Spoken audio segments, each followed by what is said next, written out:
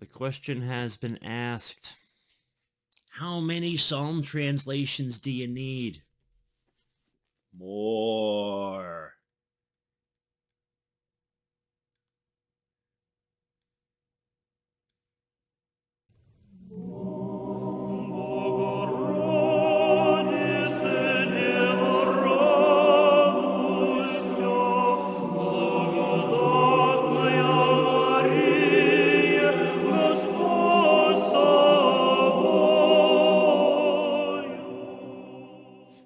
Welcome back to Orthodox Review, the most uneducated educational program here on the internet. Today, I am your host, the guy with 1.5 thumbs, and today we're going to be going over the Abbey, Psalms, and Canticles.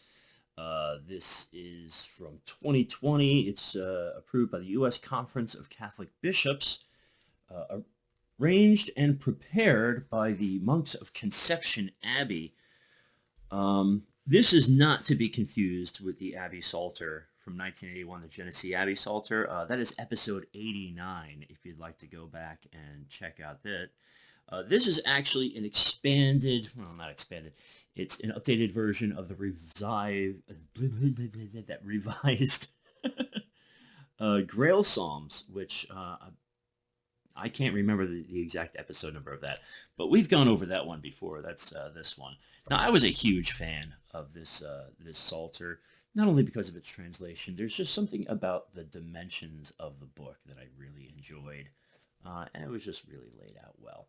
Now, the Abbey Psalms and Canticles kind of expands on that, brings it around. But let's go into the construction of the book first, because I kind of love it and I kind of hate it.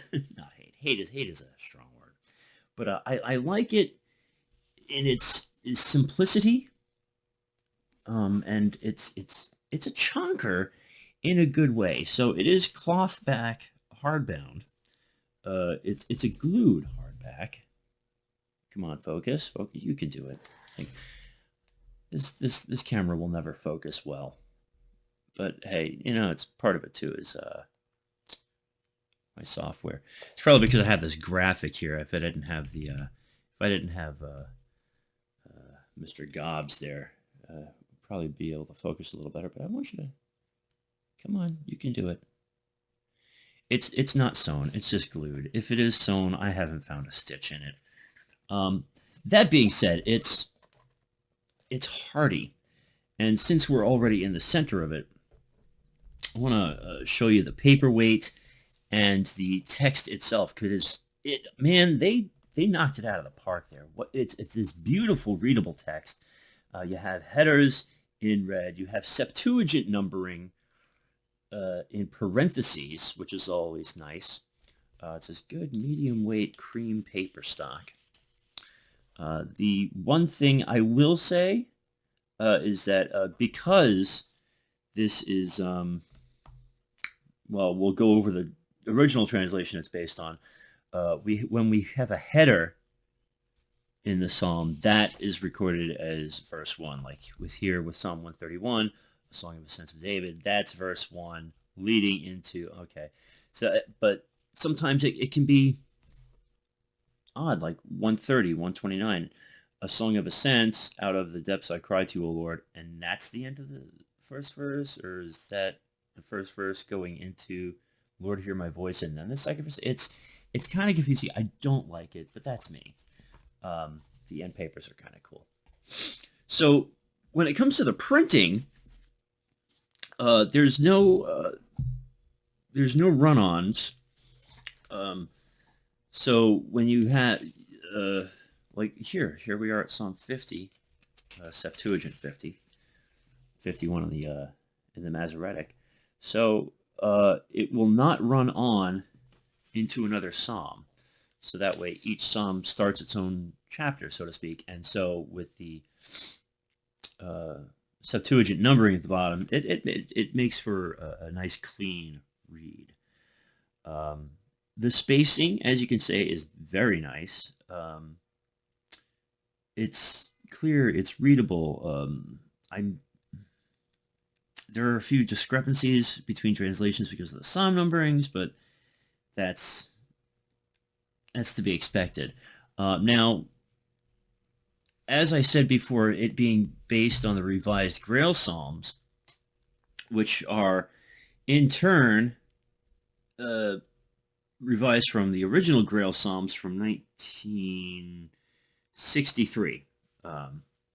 And so the revision was in 2010, and now in 2018 there was an update, and that's this version, and then 2020 we got the new one.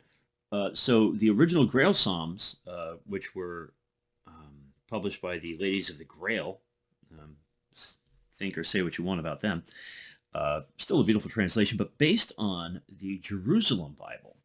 So I probably should have gotten my copy off the shelf back there. The Jerusalem Bible was originally a French translation of the Masoretic text of the Bible, and then translated into English, and it's used as a critical edition for English translations in the Masoretic tradition as opposed to the Septuagint tradition.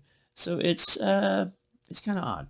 But that out of the way, let's get into the translation itself and go over exactly what has been revised from the revised.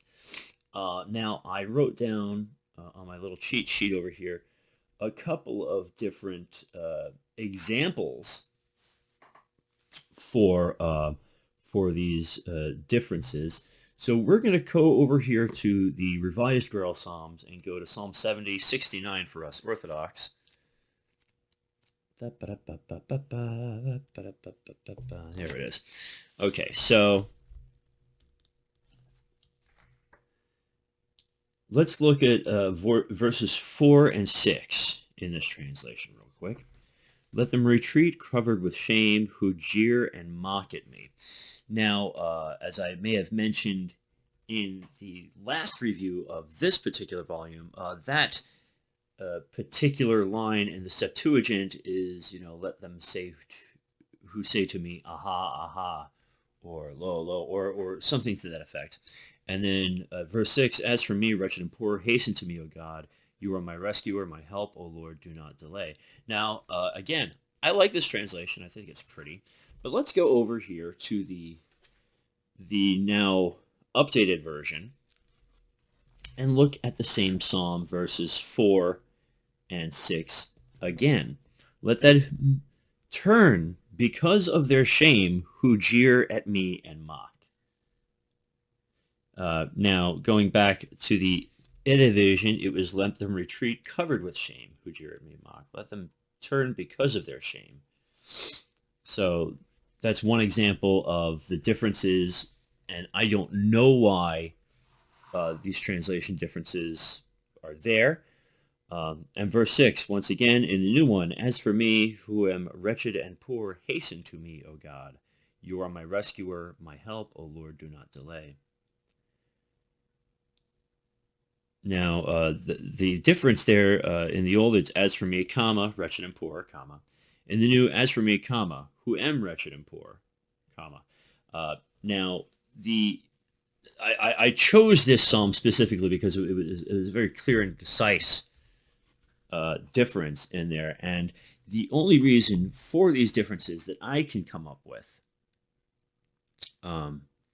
is that this is the official psalm translation for the Roman Catholic Church, and so therefore has to align to the musical settings presented there too. And so I know very little, if anything at all, about the common modern musical settings in the Roman Catholic Church. Don't really care. But that is really the only reason for a change in the pacing of the psalm. Now, Psalm 143, that it would be 142 to us right-believing Orthodox Christians, the word enemy in the old was changed to foe. I don't know why. Doesn't make any sense. Oops, sorry, wrong. There we go.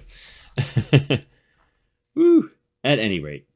So now, aside from these hiccups, if you're a fan of just reading the Psalms and Canticles, and you're looking for a pretty translation that moves well, look no further. Now, there are a lot of Psalm translations that are going to be presented in the coming year. So let this be a primer for you. At the very least, again, I am a fan of the size, the weight, and the feeling of this particular volume. My priest, Father Andrew, stopped by when I had pneumonia, and he was also a fan of the layout, the way things are, not necessarily the translation, but there it is. And I know we got a lot of Roman Catholics watching this show, and still waiting on you to join the winning team there, guys. But at any rate, that's it for today. Nice shaky cam action there. Trying to do this with natural light at my desk. At any rate, that's enough out of me. Listen, it's Friday and Bright Week. I certainly hope you're enjoying the feast. I hope you all had a blessed Pascha, and that this great Paschal season will carry with it the blessings of the Lord, and maybe just a bit of His grace. All right, that's out. On behalf of Spooky Cat, her mom, and myself, please, please, please, please, please continue to pray for us. We're praying for you. And don't forget to go to church, say your prayers, and remember God. God bless.